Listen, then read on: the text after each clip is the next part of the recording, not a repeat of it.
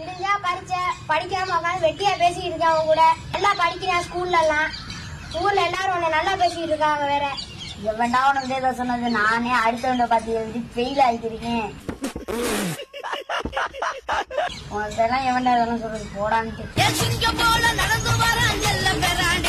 தம்பி வீட்டுல சட்டி வாங்கிட்டு வர சொன்னாரு. அந்த வெட்டி பையனோட உனக்கு என்னடா பேச்சு? வீட்டு சட்டி வாங்கிட்டோடா. என்ன வெட்டி பையனுக்குற? அப்புறம் ஏன் கூட பேசாம என்ன உன் கூட பேசுவாங்க? நீங்க 2 பேரும் சண்டை போடுறது விடுங்க. நான் அப்படி சட்டியாச்சும் வாங்கிட்டு வரேன். போய் ஒரு சட்டி கடிச்சிருக்கேன். ஃப்ரெண்ட்ஷிப்பை கேவலப்படுத்தி போறாங்க. அப்பா நல்ல வேலை சட்டி நல்லா வாங்கியாச்சு. எங்க அண்ணன் திட்டு வாங்குறது இல்ல.